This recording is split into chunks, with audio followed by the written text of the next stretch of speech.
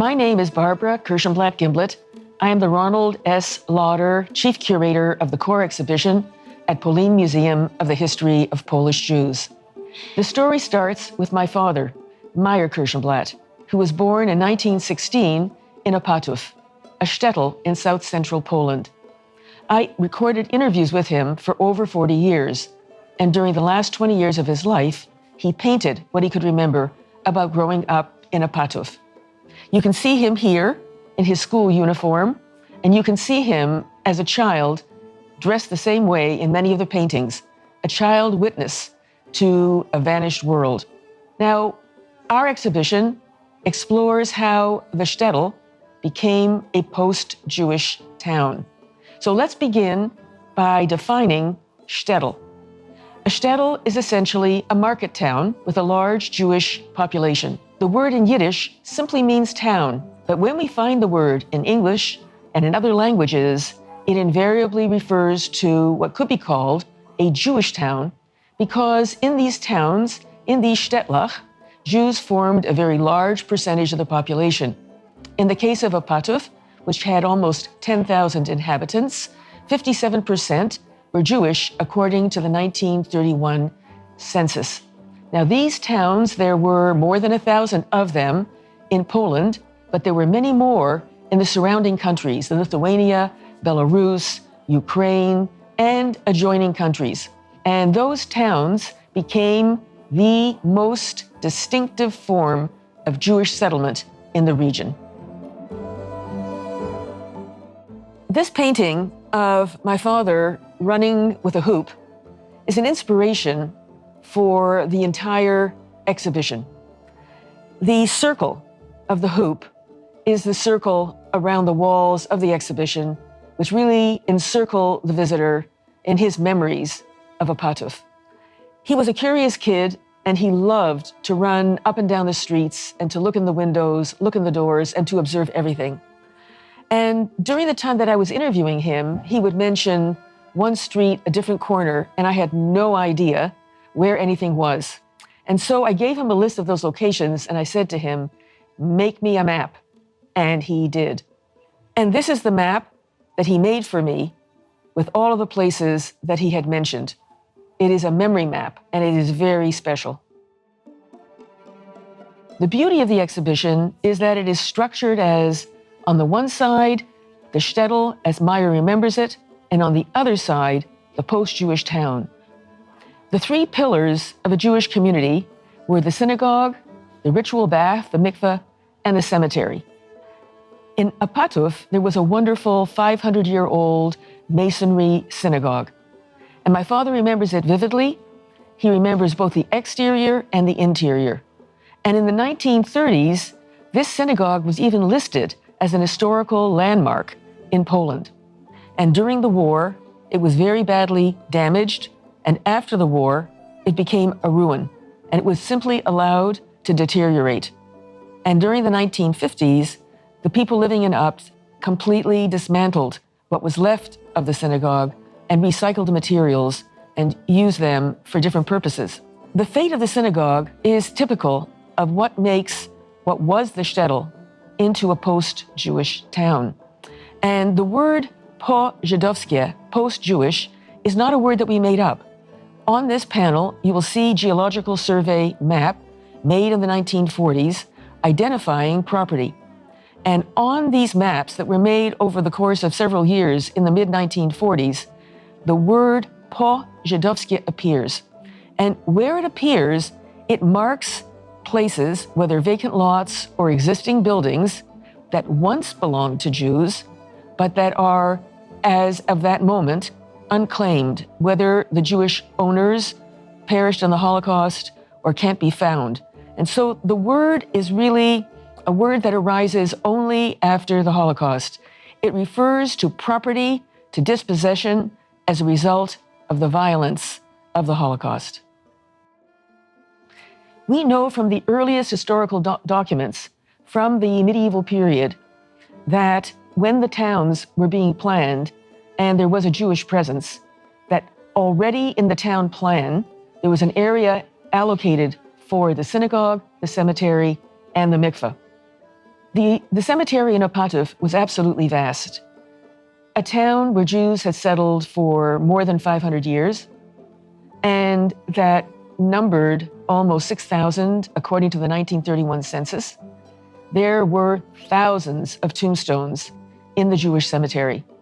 Those tombstones, my father remembers them being carved, painted in bright colors with gold in the letters. We go to the other side of this frame to discover what happened to this cemetery, what happened to those tombstones, and that is a story of the post-Jewish town. It is thanks to the research of Natalia and Justina that we know how this incredible cemetery became a post-Jewish town. First, during the war, the Germans removed tombstones from this Jewish cemetery and used them to regulate the river and line its banks to prevent erosion. The process of using these tombstones for many purposes, for roads, for retaining walls, continued after the war. And as a result, a park devoid of any sign that this had been a Jewish cemetery is the result. 2 years ago, there were efforts to gather any fragment of a Jewish tombstone that had been found and saved by the inhabitants of Opatów and to bring them together so that they could form a lapidarium. It was launched on the occasion of the 80th anniversary of the deportation of the Jews of Opatów to Treblinka.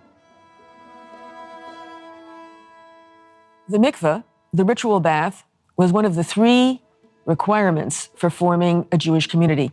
The mikveh was important because a woman had to purify herself after menstruation in order to resume sexual relations with her husband. And in Opatów, the bathhouse was a scene that my father remembered vividly. Now, many ask, how is it that he made a painting of Women's Day at the mikveh? And I can only tell you that he had a vivid imagination. He also painted, of course, Men's Day. And the story of what happened to the mikveh is characteristic of the post-Jewish town. Nothing but a tiny masonry corner of a synagogue remains. A few fragments of tombstones in the cemetery have been gathered together in the lapidarium. But the mikveh building is intact. So what happened to it after the war? After the war, it became a candy factory. And today, it produces krufki.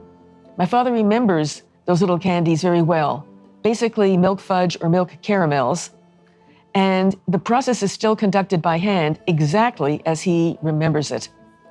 However, thanks to our curators, Natalia and Justina, they were able, using very special visualization techniques, to reveal where in this building was the basin for the ritual bath. And it turns out that it's located exactly under the table where the women are wrapping candies. The Jewish community of Opatów, of Upt, was concentrated on the Jewish street, the Yiddish Gas, also known as Broad Street or Breite Gas. You can imagine if there were almost 2,000 Jews living on this street, that the conditions were very, very crowded. One of the extraordinary tasks that the curators set for themselves was to try to identify by name every person who lived on this street. And they've done something very interesting here. They have taken the recess where a mezuzah once was affixed. They have enlarged that cavity, and they have inserted into this cavity in very tiny letters as many names as they could find of the people who lived on this street. And it is a feature of this exhibition and also of my father's memories that nobody that he painted is generic. These are people with names. These are people, they were characters, they had families, and he remembers them as people with names. And that's very important, and it's communicated here. And what we have on this side, and this is Shtetl Opatów, are some incredible archival photographs of what the town looked like from a photograph perspective before the war. During the research that Natalia and Justina undertook, they looked for signs of what had been before, but I like to say that they looked for traces that were hidden in plain sight. And they found several very interesting indications of what had been before. They found a balcony that had been used as a sukkah. They found a doorway where there was still the cavity where there had once been a mezuzah. And what they did was that the same cavity that they had filled with names on the shtetl side, on the pre-war side, they have placed it here and it is completely blank. What we learn from Natalia and Justina is that you can find these traces hidden in plain sight if you know where to look. My father left Apatov in 1934 when he was 17 years old. He did not experience the trauma of the Holocaust directly, and so his memories are not filtered through that trauma. But he did learn about the fate of his mother's family and his father's family. And in this painting, he paints what happened to his father's family.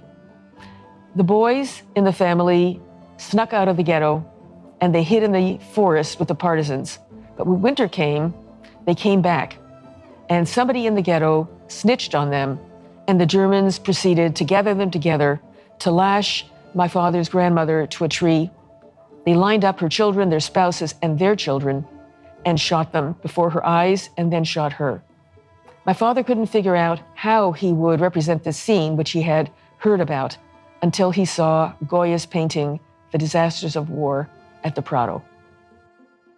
When Natalia and Justina began their research to really understand the post-Jewish town that Shtetl Apatov had become, they thought they would find no objects. But by some extraordinary stroke of luck, they discovered a collector, Jerzy Brudkowski, who had amassed the most exceptional collection of Jewish objects, in essence, post-Jewish objects, objects defined by dispossession. And they gathered together some of the most interesting ones to present here in the exhibition. Among the ones that I find the most touching are these wooden menorahs and Hanukkah lamps. During the Holocaust in Apatov, the Germans confiscated anything of value, which means the silver, brass, any beautiful, valuable objects. And that left the Jews of Apatov in the ghetto without a lamp for the holiday of Hanukkah. And so they carved from wood these lamps, and they are absolutely extraordinary. But you can see the silver ones and my grandmother actually brought one like that from Apatov to Canada when she came in 1934. Like the hoop in the painting of Meyer running around the town with his hoop, this exhibition is encircled with his paintings. When you visit the exhibition, you are surrounded by his visual memory of Apatov. Let's look at some of these paintings and the stories they tell. My father's nickname was Meyer Thomas in Yiddish, Meyer July in English, and Meyer Lipiec in Polish. And why do they call him Meyer July? Because in July it's very hot, and he was a hot-headed kid. The meaning of Meyer July was essentially crazy Meyer. He was mischievous. And so he used to walk around, and he always had a rope around his waist. Why? He went to a cheder, and this particular cheder, which in fact the building is still standing in Apatov, in this particular cheder, which was considered a modern cheder, he misbehaved terribly. And so the punishment was to lock him up in this cheder overnight. And then his friends would all run home to his mother and say, Meyer's locked up in the cheder again. And what would she do? She'd bring a basket of food. He would lower his rope that he had around his waist. He would tie it around the basket, and he would pull it up. And he would take great pleasure thinking that the cheder teacher was at home, thinking that he was starving. Meyer calls this painting The White Pajamas. There was a family, shoemaker, and they were very poor. They had 7 daughters, and every time a boy was born, he died. And so the shoemaker was desperate. He went to the rabbi and he said, Rabbi, help me. What am I going to do? 7 daughters, 7 dowries, no boy, and no one to say the prayer for the dead once I'm gone. So the rabbi said, here's an amulet. When the next time a boy is born, put on the amulet and dress him in white. So when the angel of death comes to get him, he'll see that he's in white. He'll think it's a shroud and that he's already dead, and he'll pass him by. And in fact, that's what the man did. And when my father left Apatov in 1934, this boy was 14 years old and he was still dressed in white. But unfortunately, he was deported to Treblinka and he died there in his white pajamas. Apatov was absolutely fascinating. It was big enough to be a lively and interesting place for a kid, and small enough that he could roam every nook and cranny. And his favorite areas were, in fact, the market and a market day and the marketplace. So on Thursdays, there was a fish market. People were buying fish for Friday and certainly for the Sabbath meal. And my father recalls that there was a woman who was married to one of the richest men in town. And he used to say that she was beautiful, she was beautifully dressed, but she had a flaw. What was the flaw? She was a kleptomaniac. Is it true? Is it not true? I don't know. But he said that she would even at the fish market steal a fish and slip it down her bosom. And I said to him, a live fish? He says, well, who would buy a dead fish? To the extent that these towns, these shtetls, were defined by a marketplace, they were market towns, they were centers of the region's economy. Their marketplaces were enormous. So during the week, they'd be empty, and they were really huge. But on market day, they would fill up. Peasants would come in their wagons, they would bring all kinds of goods, they would shop at the Jewish shops around the marketplace. What I really value about the way my father remembers is that his is an uncensored perspective on the shtetl, and also he had a wonderful sense of humor. So in this painting, you can even see the prostitute dressed in red. Market day was her best day. And there were 2 prostitutes in Apatov that he remembers vividly. This painting is titled The Hunchback's Wedding. What happened was that there was a woman, very difficult to find a groom for her, and she had a hunchback.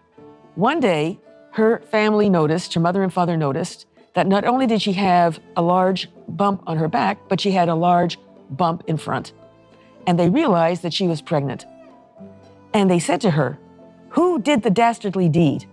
Who's the guy? Who's the man? She wouldn't say. She wouldn't say. Finally, she relented, and she identified the man. They go to the guy and they say, listen, isn't it bad enough that she has this deformity? You had to also make her pregnant? Marry her.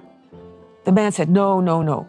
So her parents said, look, she's a good housewife, she's a good woman, she'll make you a beautiful family, we'll set you up as a tailor in a business, you'll have a good life. Finally, the guy said yes.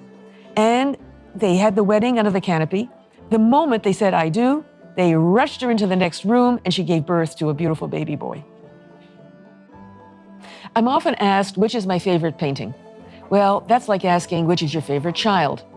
And it depends on the day as to which, but these are among my favorite paintings because every painting tells a story. This painting is called The Pisher. And pisher is the Yiddish word for the person who is peeing, the pisher. It's actually one of my absolutely favorite paintings. And it shows you the difficult conditions. No running water, no indoor plumbing. All there was a slop basin in the middle of the floor.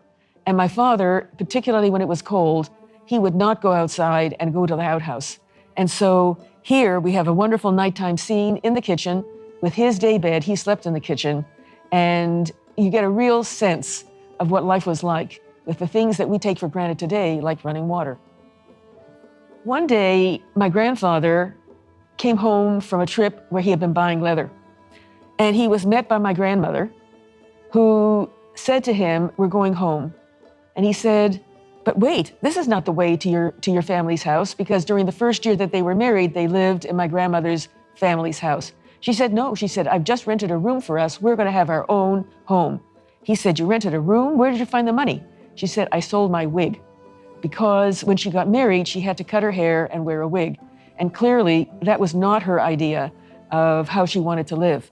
And so this is the very first place where my father and his parents lived independently. And it shows the birth of his brother.